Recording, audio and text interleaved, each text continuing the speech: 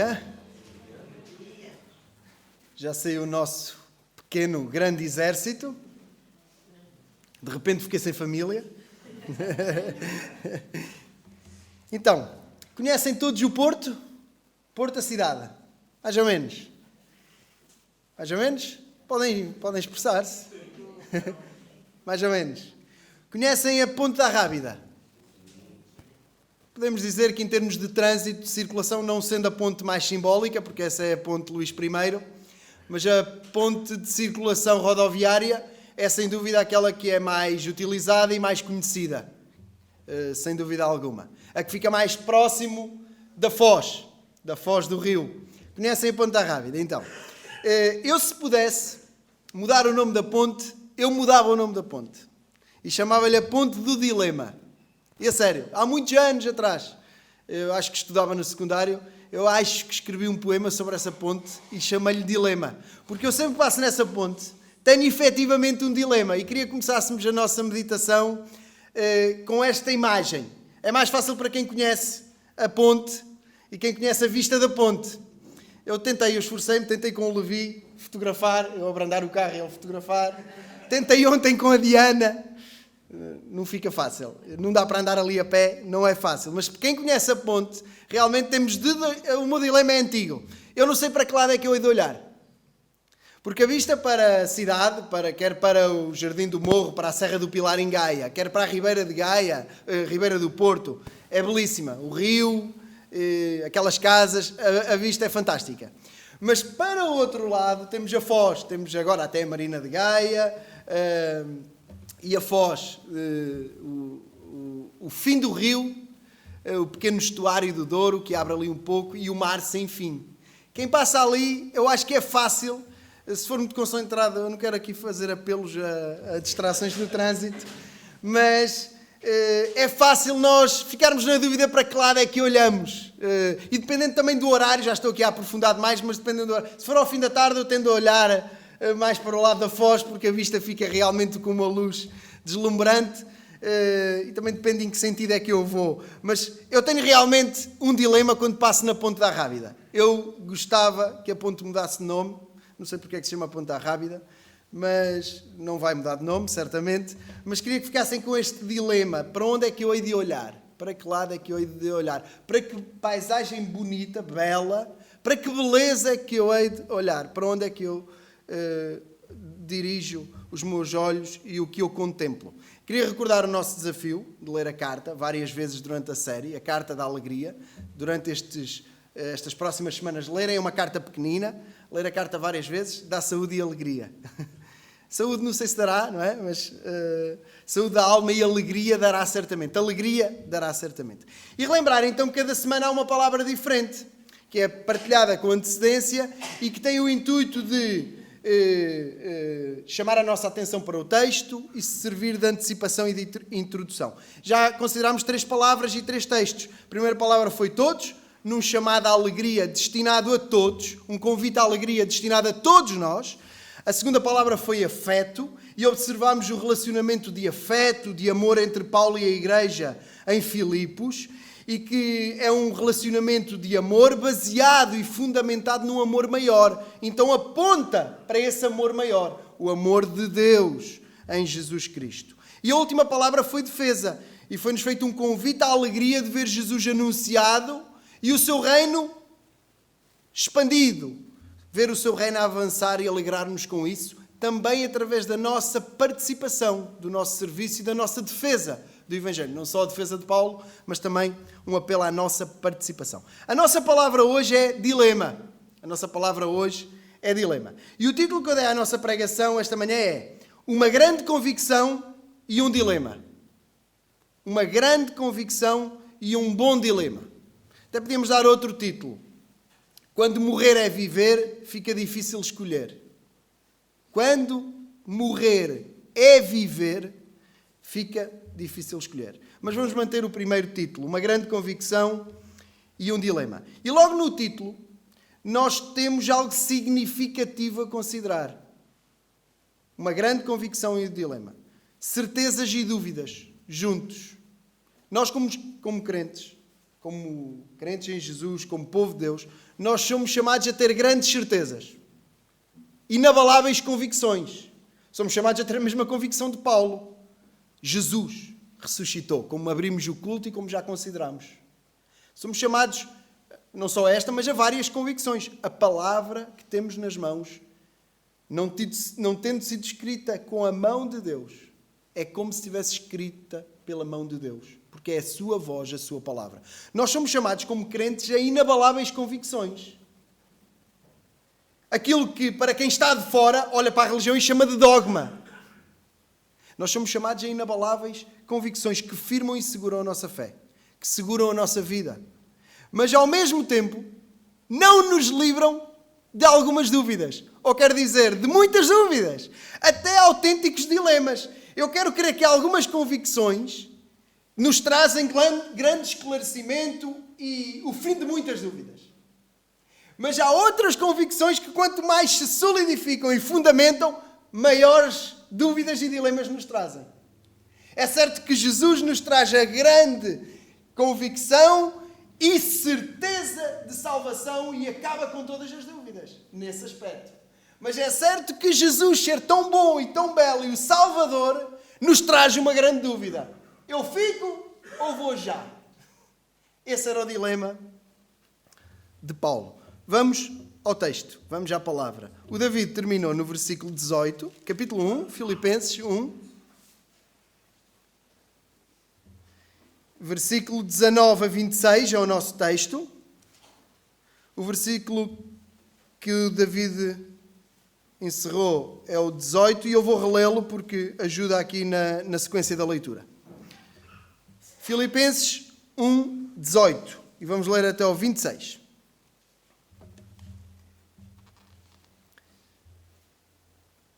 Diz assim: mas que importa? Contanto que Cristo seja anunciado de toda a maneira, ou com fingimento, ou em verdade, nisto me regozijo e regozijarei ainda. Porque sei que disto me resultará a salvação, pela vossa oração e pelo socorro do Espírito de Jesus Cristo, segundo a minha intensa expectação e esperança, de que em nada serei confundido. Antes, com toda a confiança, Cristo será, tanto agora como sempre, engrandecido no meu corpo, seja pela vida, seja pela morte. Porque para mim o viver é Cristo e o morrer é ganho. Mas se o viver na carne me der fruto da minha obra, não sei então o que devo escolher. Mas de ambos os lados estou em aperto, tendo desejo de partir e estar com Cristo, porque isto é ainda muito melhor. Mas julgo mais necessário, por amor de vós, ficar na carne. E tendo esta confiança, sei que ficarei e permanecerei com todos vós, para proveito vosso e gozo da fé, para que a vossa glória aumente por mim em Cristo Jesus, pela minha nova ida a vós. Este é o nosso texto, até aqui. Não é um texto grande, mas é significativo. Qual é que é o nosso objetivo para hoje? O título já aponta ao caminho. Nós queremos caminhar na convicção e certeza de Paulo, que deve ser a nossa convicção e a nossa certeza também, e de qualquer crente. Queremos considerar a convicção e certeza de Paulo. E queremos também encarar o dilema de Paulo. É a nossa palavra de hoje, dilema.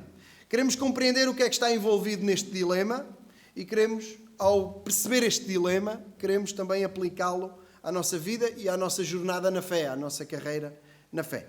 O caminho é longo, o tempo é pouco, precisamos muito da ajuda do Senhor, especialmente quando o nosso objetivo é ambicioso. O nosso objetivo hoje aqui é ambicioso. É sairmos daqui mais convictos e firmes e, ao mesmo tempo, sairmos com mais dúvida e com um dilema novo.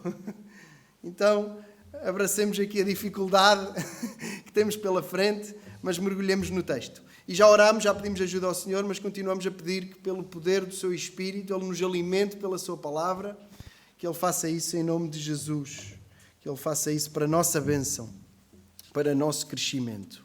Então, uma grande convicção, a convicção de Paulo. Vamos à primeira parte. E não podemos ver tudo, mas esta secção eu dividi em dois, como perceberam. Esta primeira secção está do versículo 18 ao 21. Do versículo 18 ao 21. Nós vamos já ver mais em detalhe. Não conseguimos chegar a todos os aspectos do texto, mas já há aqui alguns pontos que eu queria que reforçássemos e que anotássemos. Por exemplo, no versículo 19, é logo o versículo que abre o nosso texto, diz-nos o seguinte, Paulo: eu sei que disto me resultará salvação, pela vossa oração e pelo socorro do Espírito de Jesus Cristo. Ele tinha convicção de que iria ter uma resposta favorável de Roma. Era a convicção dele. Nós lemos no fim do texto que ele até achava que ia voltar a Filipos. Ia voltar. Eles iam ser fortalecidos pela nova ida dele lá. E como é que Deus operaria esta resposta favorável de Roma? Ele esperava nada mais, nada menos do que saber se era sentenciado à morte. Ele estava preso em casa. Nós considerámos o contexto de Paulo a semana passada, tanto com o Daniel logo a abrir o culto, quanto depois com o David durante a pregação. Então, ele esperava salvação, libertação, uma resposta favorável através de quê? E é muito interessante porque a carta tem este equilíbrio fantástico que já referimos e que vamos continuar a referir. Como é que ele esperava que Deus o livrasse? Pela oração dos crentes e pelo socorro do Espírito de Jesus Cristo. Que é muito interessante porque é uma referência ao Espírito Santo e é uma referência ao Espírito Santo como sendo o Espírito de Jesus Cristo. Muito interessante, podíamos falar também da Trindade, não é objetivo aqui. Estou só a mencionar porque são aspectos que não vamos, onde não nos vamos deter, mas que eu queria que ficássemos com eles na nossa mente porque é ensino da palavra. Então, Paulo esperava ser liberto, ser solto, através de quê?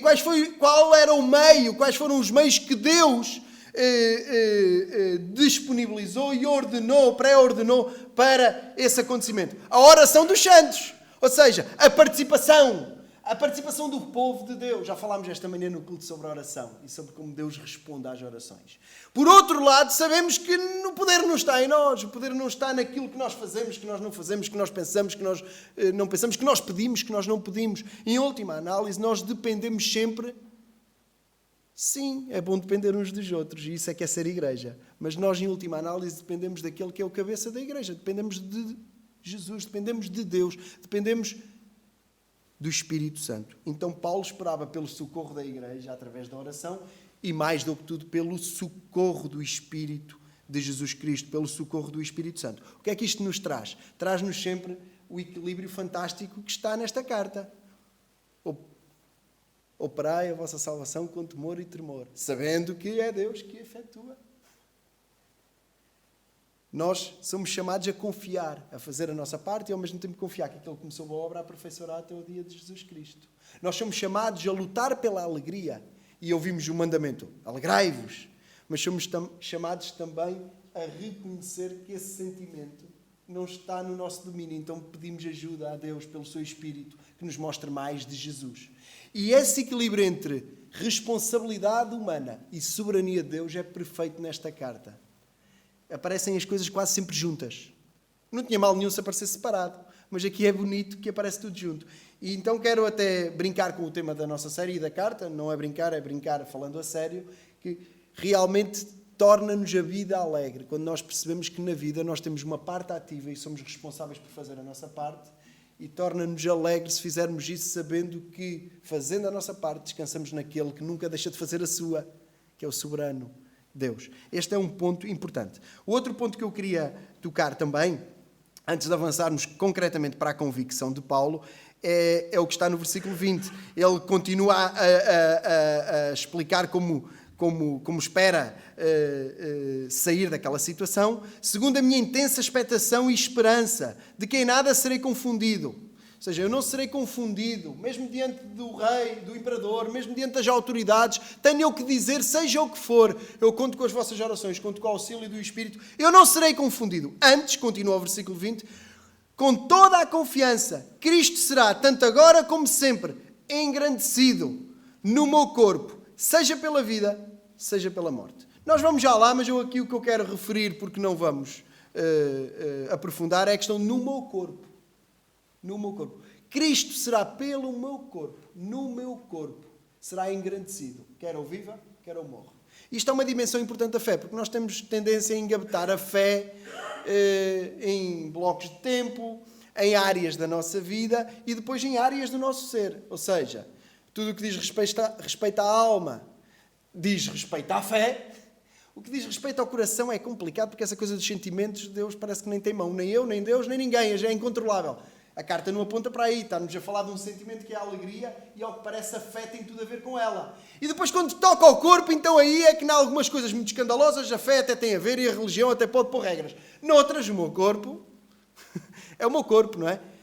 Não. Nós pertencemos a Deus.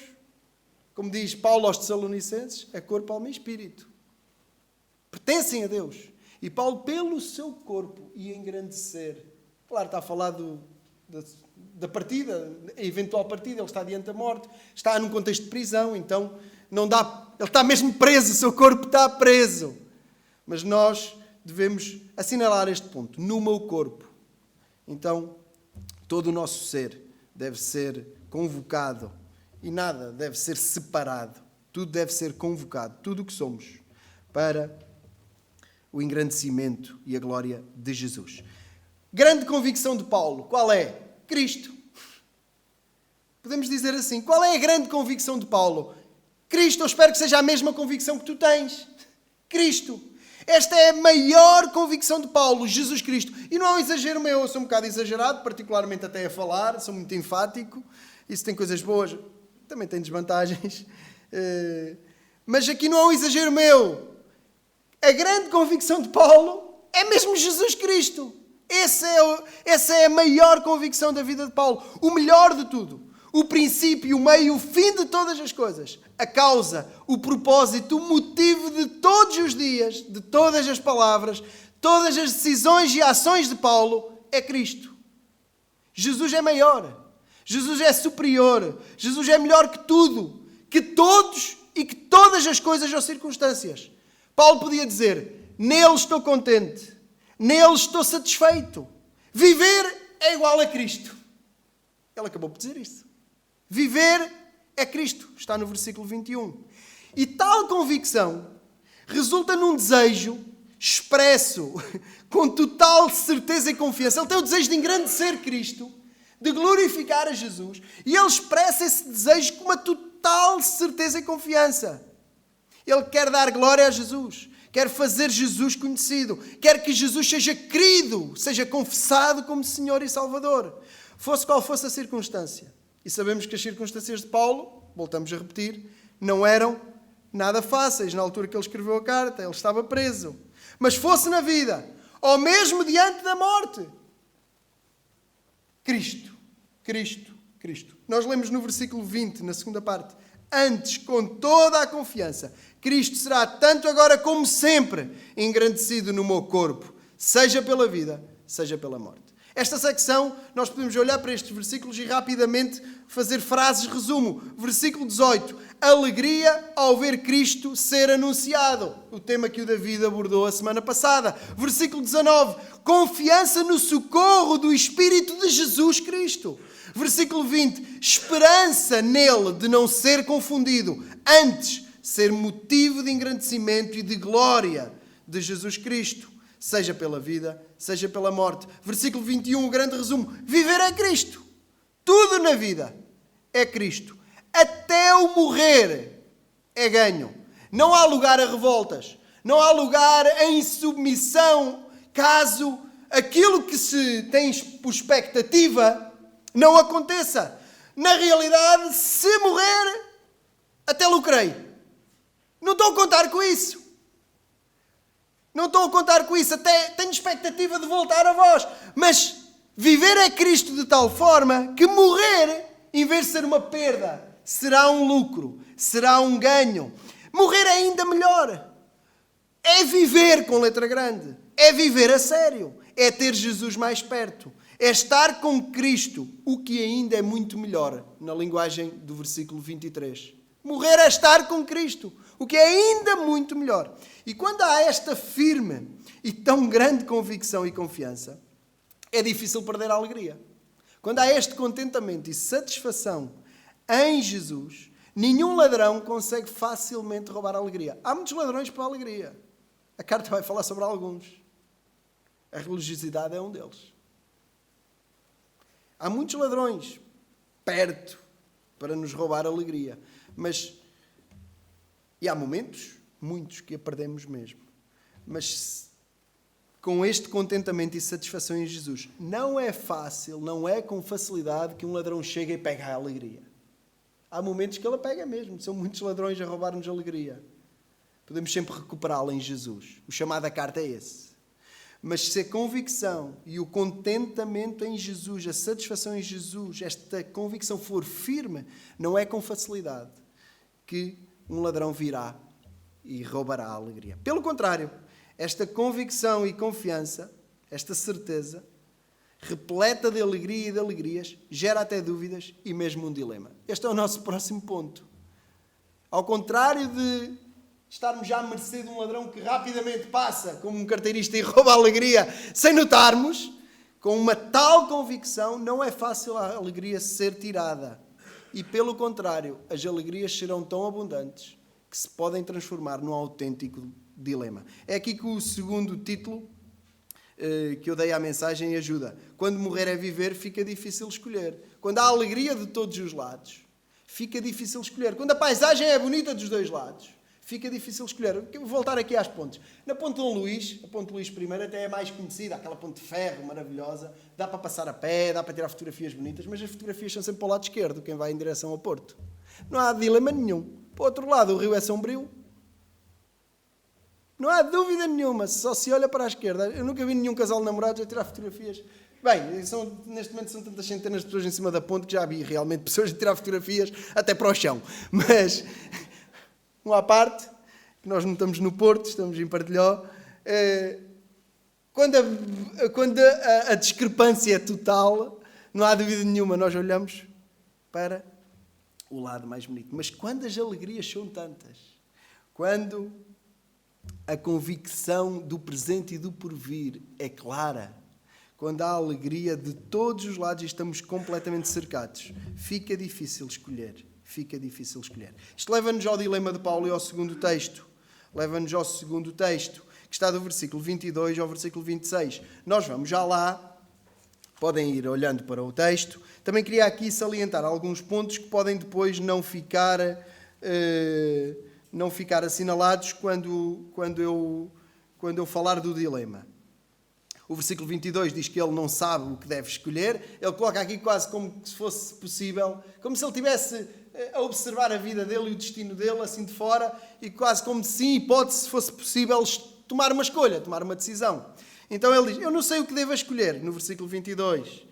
No versículo 23 ele diz que está apertado dos dois lados, ou seja, ele está mesmo na dúvida, é mesmo um dilema, é uma coisa séria, a beleza dos dois lados, ficar com toda a alegria que Cristo proporciona nos outros e no crescimento do reino de Deus e na expansão da igreja, é tanta alegria com a presença de Jesus, com o socorro do Espírito, mas do outro lado tem o desejo de partir, é o que diz o versículo 23, porque estar com Cristo é ainda muito melhor. Há uma alegria perfeita que na terra não existe. Na terra há ladrões de alegria. No céu não há ladrão nenhum. No céu a alegria é permanente. Há delícias sem fim. Não acaba a alegria. Nunca acabará. Nunca acabará. Então a alegria é maior, melhor e eterna. Aqui não há alegria tão grande. Não há alegria comparável. E é intermitente. É intermitente. Então, estar com Cristo é ainda melhor. Mas o versículo 24 diz que ele julga mais necessário, por amor de vós, e aqui eu queria salientar este ponto porque tem a ver com a palavra que o irmão Humberto abordou, de afeto. Novamente, também pela carta toda, esta questão do afeto, dos relacionamentos, e do relacionamento de Paulo com a igreja e da igreja com Paulo, é notória. Julgo mais necessário, por amor de vós, ficar na carne, ficar vivo, ficar no corpo, ficar... Então esta questão do afeto é importante, porque sempre é revelada na carta. Ele tem esta confiança que ficarei. Ele tem mesmo esta, como já referi há pouco. Ficarei, permanecereis, é o versículo 25, para proveito e gozo da vossa fé. Para proveito vosso e gozo da fé. Para proveito vosso e alegria, para que a vossa glória cresça em mim, em Cristo Jesus, pela minha nova ida a vós. Aqui o que eu mencionei há pouco, versículo 26. Ele acreditava mesmo que ia voltar a Filipos. Ele acreditava mesmo nisso. Qual é o dilema? É o dilema da alegria. O dilema de Paulo é o dilema da alegria. É a tese que eu vou defender agora e queria que através do texto vocês concordassem comigo. Qual é que é o dilema de Paulo? O dilema de Paulo é o dilema da alegria. Gosto mesmo de lhe chamar assim. Há uma alegria maior e perfeita e sem fim. Estar finalmente com Cristo. É muito melhor. Isso tem que ser parte da nossa convicção. Era a convicção de Paulo. Essa é uma alegria que nós devemos almejar e esperar. E que ninguém roubará nenhum filho de Deus a nenhum crente. Então, o dilema tem a ver com isto. Há uma alegria maior, melhor e sem fim. Cristo é a alegria. Mas eu estou em aperto. O versículo 23 começa por dizer isto. Eu estou como o tolo no meio da ponte. Para voltar às pontes. Perdoem-me a expressão, mas acho que fica aqui bem. Estou como o tolo no meio da ponte. Eu não sei para que lado do rio olhar. A beleza é tão bonita dos dois lados que eu não sei qual escolher. Para onde é que eu direciono o olhar? Se eu olho para a cidade, aqui não Porto e Gaia, mas Filipos, e vejo a igreja, e vejo o avanço da igreja, e vejo o crescimento do reino de Deus, e vejo a alegria de Jesus em vocês. Ou se olho para a foz e olho para o mar sem fim, para a eternidade, onde há uma alegria infinita. Eu estou realmente como um maluco no meio da ponte e não sei muito bem o que é que eu hei de escolher, para onde é que eu encaminho o meu olhar. Se for útil, se eu ainda tiver trabalho a fazer, se eu ainda fizer alguma coisa de proveito, talvez fique. Não sei mesmo o que devo escolher. Versículo 22. Estar com Cristo é muito melhor. Uma alegria perfeita, deliciosa, sem fim. Mas acho que vou ficar. Acho que se for útil, eu vou ficar. E ele no versículo 25 chega mesmo a dizer: sei que ficarei e permanecerei com todos vós para proveito vosso e gozo da fé e alegria da fé. Para proveito vosso e alegria da fé. Por outras palavras, o dilema é este. O dilema da alegria é este. Ir já gozar a alegria plena na presença de Jesus, ir já gozar a alegria maior, muito maior e melhor, sem fim, ou ficar e contribuir para a alegria dos filipenses, para o proveito e alegria da fé dos filipenses em Cristo Jesus. O dilema é ir já gozar da alegria que Jesus tem à sua destra, ou ficar para a alegria dos outros, irmãos em Cristo. Este é o dilema de Paulo. Ir já eu, gozar eu com Jesus da alegria maior, ou ficar e abençoar os outros, dando-lhes a oportunidade de, mais perto de Cristo, encontrarem mais alegria nele. Esta é a questão que está na mente de Paulo e para a qual ele não tem uma resposta fácil. Por isso, lhe chamamos dilema. Paulo, como servo de Jesus, como apóstolo do Senhor, ele sente a responsabilidade de contribuir para a alegria dos outros. Ele sente o chamado para contribuir, para defender a alegria dos outros, que está em Cristo, que está no Evangelho. E na primeira sessão, quando falámos de todos, e falámos depois também da igreja que está com os bispos e com os diáconos, quando falámos do presbitério, pela ocasião da inclusão do David no nosso presbitério, nós dissemos o seguinte: ser presbítero é receber um chamado e responsabilidade de ver a alegria nos outros. Fomos colocados na igreja para ajudar os nossos irmãos a ver, buscar e encontrar a alegria que Deus tem para o seu povo. E este texto vem demonstrar isso mesmo. Paulo, como ministro do Evangelho, olhava para o chamado de Deus de tal forma que o colocava num dilema. Estar com Cristo é muito melhor, mas eu vejo alegria na expansão e no crescimento do Evangelho quando olho para os meus irmãos e os vejo alegres em Cristo. Não é alegres em outras coisas, é alegres em Cristo. Então, se eu for útil para contribuir para esse crescimento de alegria em Cristo, esse crescimento de alegria que exalta e engrandece Cristo, eu quero ficar a engrandecê-lo com a minha vida. Senão também o engrandecerei com a minha morte. Este é o dilema de Paulo. E eu quero naturalmente estender este dilema a todos. Não só a apóstolos, porque senão ficávamos todos fora. Hoje não há apóstolos. Ficava toda a gente fora. Não só àqueles que o Senhor separou para o ministério, para alguma responsabilidade, de presbitério ou outra responsabilidade na igreja. pegando no texto de Paulo aos Filipenses, não só para bispos e diáconos, mas quero estender este bom dilema a todos, de não saber que alegria escolher. Este é o dilema de Paulo. Não sei que alegria escolher. Não sei que alegria escolher. De não saber bem para que lado do rio olhar. Que lado é que eu vou deslumbrar melhor, considerar melhor. E a verdade é esta. Quanto maior for a nossa confiança e convicção na presença abençoadora de Jesus, na presença cuidadora de Jesus, maior será a nossa alegria. E quanto maior for a nossa alegria nele, maior também será o dilema. Quanto maior o dilema, maior alegria também haverá. Quanto maior for este nosso dilema, de fico para a alegria dos outros ou parto para gozar de uma alegria maior. Quanto maior for o dilema, maior será a alegria. Espero não estar a complicar, mas quando nós só vemos alegria e vemos particularmente a alegria nos outros, através da obra do Senhor nos outros, Deus não rouba nada a ninguém. Nós somos tristes muitas vezes porque queremos alegria só para nós. Mas quando nós damos... Os provérbios dizem isso em relação ao dinheiro. Quem dá ao pobre empresta a Deus. Não é o que diz o sábio Salomão. Deus diz isto em relação ao dinheiro. Deus não tira nada a ninguém. Deus não rouba nada a ninguém. Quem dá aos pobres empresta a Deus. O que fará em relação à alegria? Nós muitas vezes estamos esgotados e tristes porque só estamos focados em nós.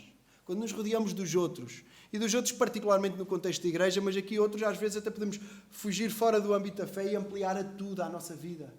Nós não fomos feitos para estar sozinhos. Nós não fomos feitos para viver sozinhos. Nós não fomos feitos para nos realizarmos sozinhos. E é por isso que haverá sempre maior alegria quando nós queremos ver a alegria dos outros em Cristo. A nossa alegria também crescerá. Haverá sempre mais alegria em nós quando nós quisermos e promovermos a alegria dos outros em Cristo. E dessa forma, o nosso desejo de partir e estar com Cristo também aumentará. E aumentando o nosso desejo de partir e estar com Cristo, aumentará também a nossa alegria aqui. Paulo não era um desesperado por querer ir ter com Jesus. Parecia um maluco, tinha que ser internado. Paulo queria mesmo estar com Jesus. Mas isso não só lhe dava convicção e clareza, como lhe dava uma alegria que o permitia gozar de escrever os textos mais bonitos, com 2 cadeias nas mãos e à espera de uma sentença de morte de um dos piores imperadores ou o pior da história. Quem não conhecer o contexto da Bíblia pensa, este homem é que pensa, quem for descrente, quem não tiver fé, quem não conhecer o contexto e levar assim uma informação de repente que Paulo estava nesta condição, ele era maluco mesmo. Ou Deus é verdadeiro e existe e Jesus ressuscitou mesmo, ou Paulo era maluco. Paulo não era maluco, Cristo ressuscitou mesmo. Cristo ressuscitou mesmo. Ele escreveu coisas tão bonitas numa cela tão escura. Também numa cela, aqui era numa casa, provavelmente, mas num contexto tão tenebroso. Realmente o Evangelho não estava preso. E como ele estava livre com o Evangelho, tinha alegria também. Aumentará também o nosso desejo de servir os outros. E isso também fará aumentar a nossa alegria. E ao vermos a alegria nos outros, o crescimento dos outros, sempre, sem dúvida, a nossa alegria crescerá. Cristo, este ciclo virtuoso de alegria. Cristo, como centro e como a única fonte de alegria plena e inesgotável. É ali que tem que estar o nosso olhar. É ali que tem que estar o nosso olhar. É nele que deve estar o nosso olhar. Sempre nele. Quero aplicar, não quero que o nosso tempo avance e que passe da hora. Quero aplicar tanto a convicção de Paulo como o dilema de Paulo. E quero aplicar em três partes. Quero falar de vida, quero falar de morte e quero falar de dilema, ou de dilemas. Quero falar de vida, de morte e de dilema. E fazer algumas perguntas. Jesus é assim tão valioso para ti? falando de vida, Jesus é assim tão valioso, tão precioso para ti? Ou se tivesses a oportunidade de escrever o mesmo que Paulo, para ti o viver é, e depois escrever algo diferente. Para ti o viver é. O que é que escrevias? Não, obviamente não é para partilharmos em voz alta, mas é para dar-vos algum tempo para pensarem. Para mim o viver é. Paulo disse, para mim o viver é Cristo. O que é que nós diríamos? E Paulo está a ser sucinto, ele tinha outras coisas que refletiam o seu viver. Qualquer um de nós tivesse mesmo que responder num papel e guardar para entregar isso ao Senhor, para a sua meditação, para a sua intimidade diária com Deus, certamente o objetivo não seria escrever viver é Cristo e copiar somente o que Paulo escreveu. É uma boa cópia, mas somos chamados a maior originalidade e até integridade, escrever aquilo que nós pensamos mesmo. Se fosses tu a escrever, para ti o viver é?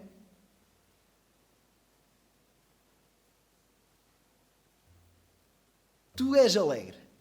Esta é outra pergunta que o texto levanta, porque temos aqui um homem, numa circunstância complicadíssima, e que parece ser a pessoa mais alegre do mundo. Alegre não é no sentido de somos todos diferentes, as pessoas são mais espalhafatosas, mais sorridentes, mais abertas, outras mais fechadas. Voltamos à definição de alegria. A alegria que vem de Deus, a alegria que vem da paz de Deus, da graça de Deus. Não tem a ver com sorrir muito ou sorrir menos. Em alguns casos pode-se manifestar também dessa forma, mas não tem a ver com maneira de ser. Estou a perguntar se a tua vida... Posso fazer de outra maneira a pergunta? Se a tua vida tem significado. Se a tua vida tem sentido. A de Paulo tinha. Tinha tantos sentidos que ele nem sabia bem, às vezes, para que lado é que haveria de ir. A tua vida tem sentido.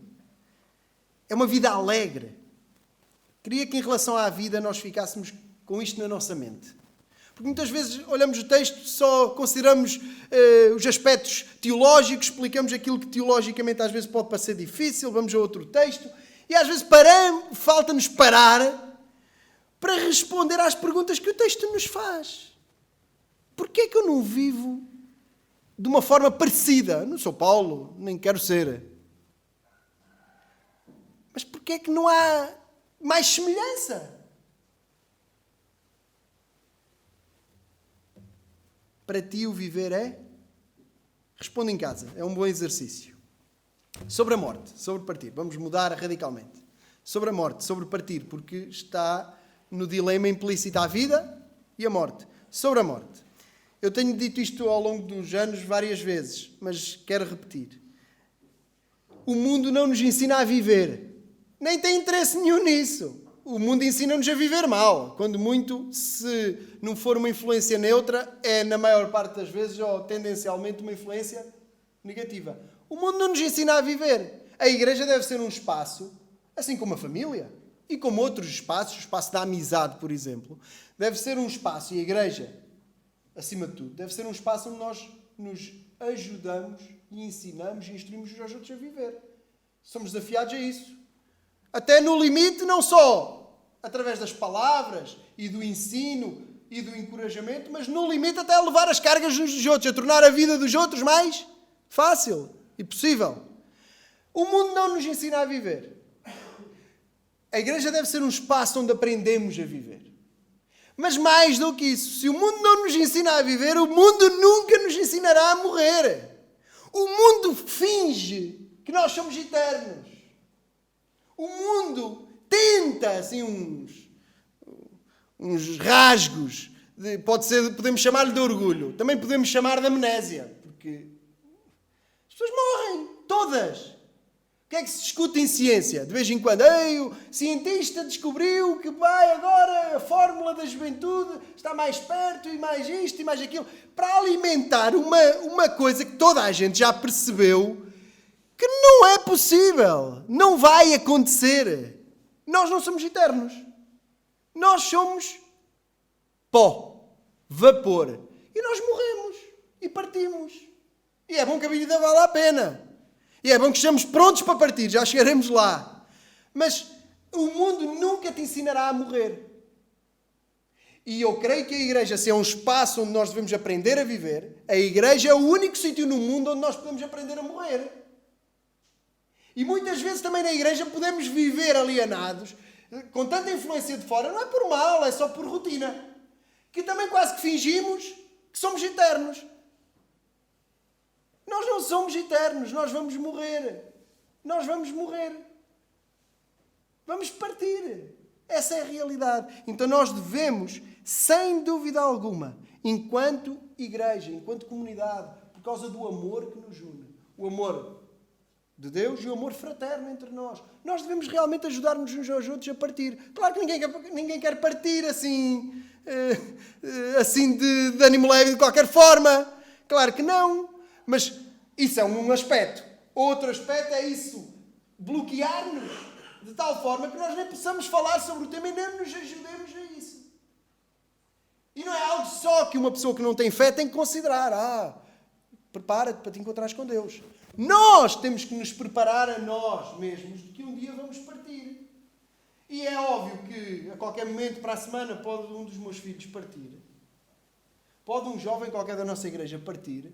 Mas é óbvio que é diferente ter 15 anos a ter 80 anos. E também é parte do nosso trabalho enquanto igreja, até enquanto irmãos, ajudarmos as pessoas à medida que envelhecem a prepararem-se mais para os últimos dias. Até em família devemos fazer isso. Com os nossos pais, com os nossos avós. A minha avó, pela esperança média de vida, em Portugal já não era suposto estar aqui. Mas Deus quer que ela esteja. Mas mesmo as pessoas rijas terão um fim. Não sei se a avó vai chegar a ultrapassar a Rainha Isabel II.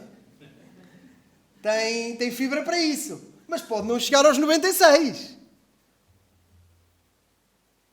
Nós temos que realmente considerar isso.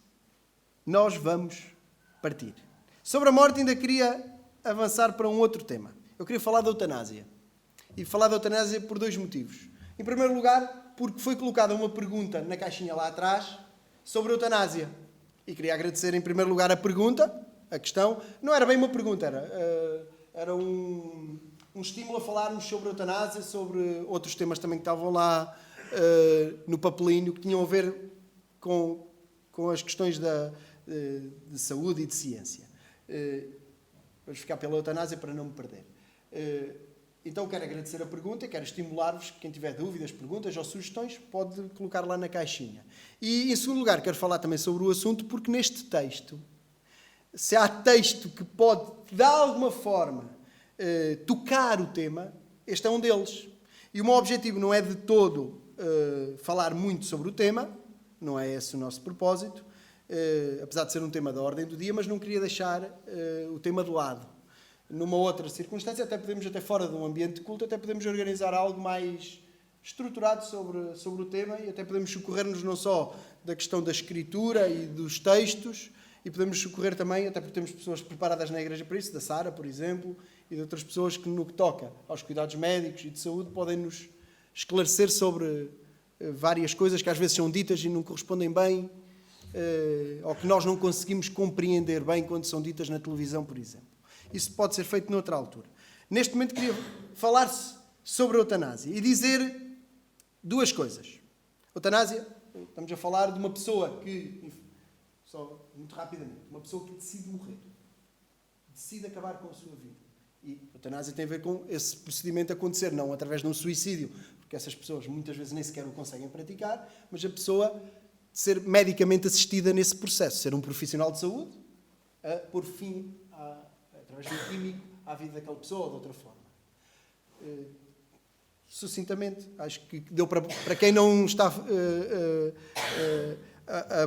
a entender, ficar a perceber um pouquinho melhor. Sobre o fim da vida, marcar o fim, porque já não faz sentido, porque já não há esperança, porque a dor é muita.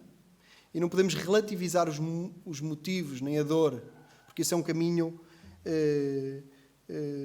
de pouca solidariedade e de pouca compreensão. Temos que ir para argumentos maiores e mais fortes. E queria fazer isso através do texto. É verdade que as circunstâncias de Paulo são completamente diferentes. o dilema de Paulo não é entre dois sofrimentos. O dilema de Paulo é entre duas alegrias. Paulo tem Cristo, tem uma grande convicção. Então Paulo fica e está alegre. E Paulo parte e tem mais alegria ainda. E esta alegria maior que está além é uma esperança valiosíssima para todo o crente, que não podemos desprezar. Nós podemos morrer da forma mais dolorosa numa cama do hospital, mas fechamos os olhos e estamos na maior alegria que nunca ninguém aqui experimentou na Terra.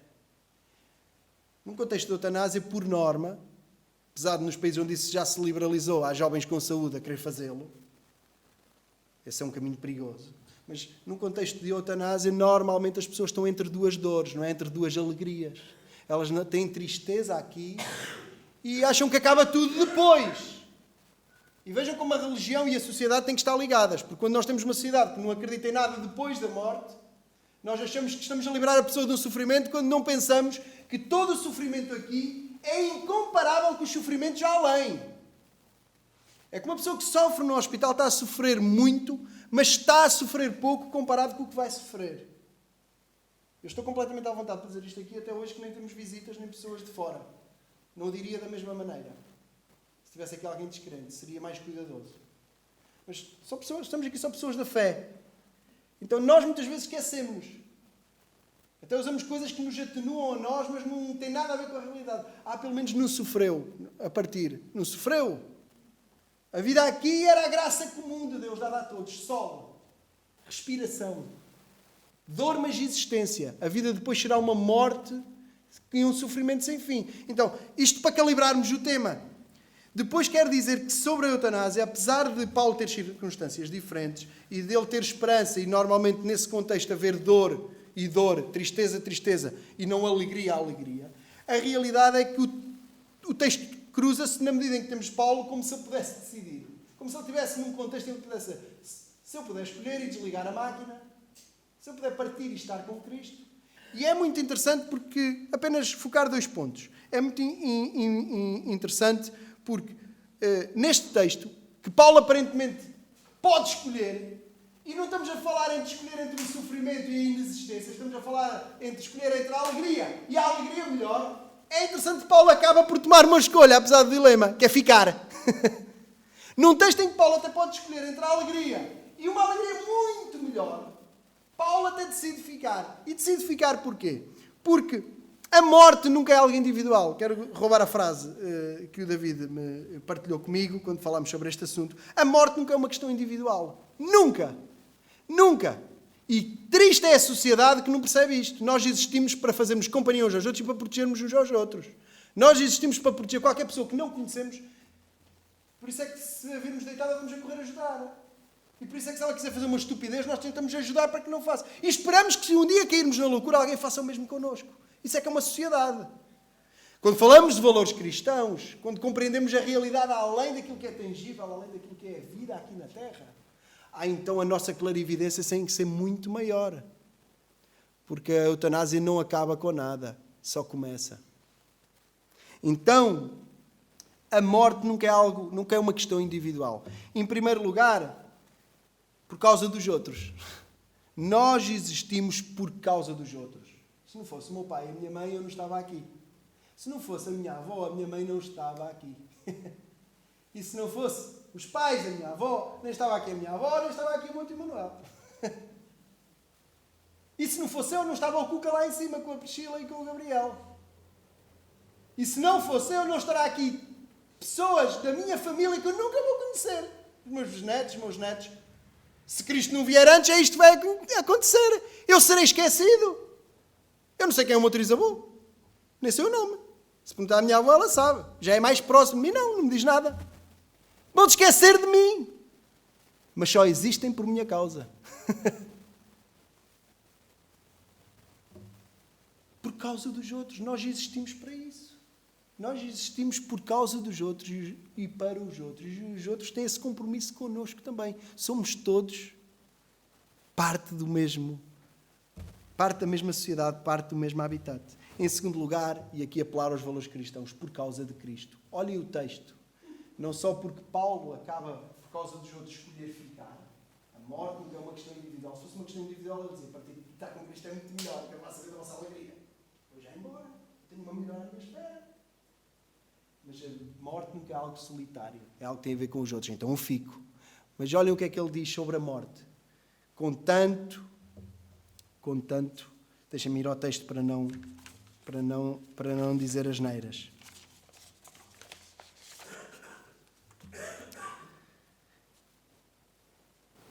Versículo 20.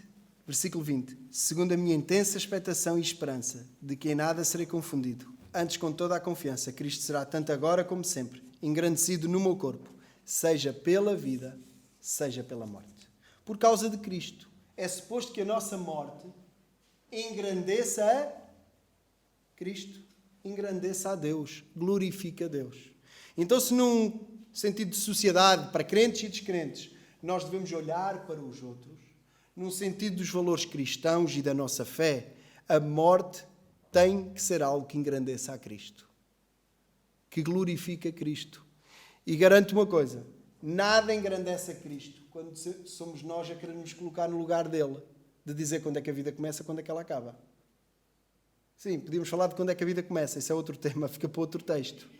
Mas nós não engrandecemos a Cristo na nossa morte, quando somos nós a querer escolher o dia em que ela começa ou que ela acaba. Então a morte nunca é algo individual, seja pelos outros, seja por Cristo. Que Cristo seja sempre engrandecido na nossa vida e também na nossa morte. Fechar o tema, poderemos voltar lá noutra altura, nem estava a contar, sinceramente, a falar tanto tempo. Sobre dilema, porquê queres ficar? É para a alegria dos outros também. E aqui os outros podem ser muitos outros, podem ser os filhos, podem ser os netos. Também. Mas para que é que queres ficar? Só por ti? Ou por causa dos outros também? Só pelos teus? De casa, da família? Que é um bom motivo. Mas ou amplias isso a outras tendas? À tenda do sangue de Jesus. E queres ficar também por causa dos irmãos da igreja? Quais é que são os teus dilemas? Quais é que são os teus dilemas? Quais é que são os teus dilemas? São dilemas bons? Espero que sejam. Mas também quero dizer que pior é não ter dilema nenhum. Mau é não ter dilema. E quero terminar aqui, justamente para dizer que, infelizmente, eu creio que nós vivemos vidas tristes porque não temos dilemas. Nós vivemos no trânsito, e no trânsito passam milhares de pessoas naquela ponte lá no Porto. E nem bem um lado nem o outro do rio. Bem o carro à frente.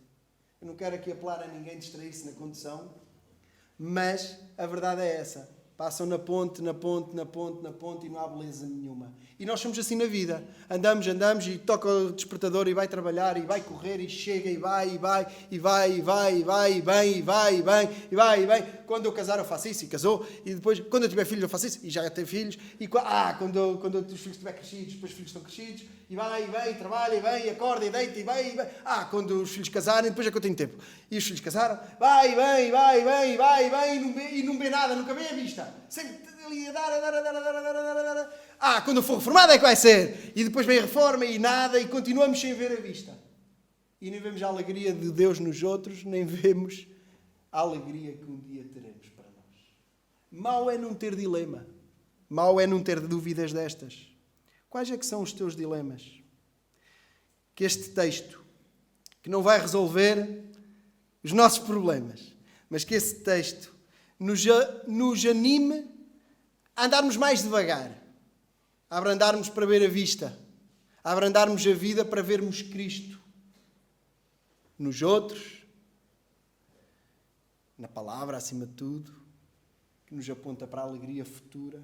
Que este texto nos anime completamente a isso.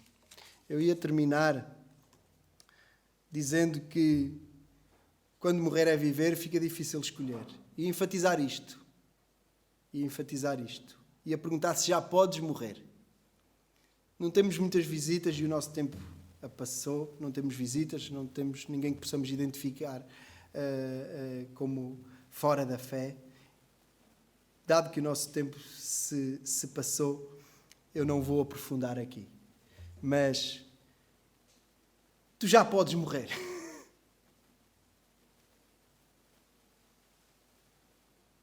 É difícil escolher para ti, ficar vivo ou partir. Quais são as tuas certezas e quais são as tuas dúvidas?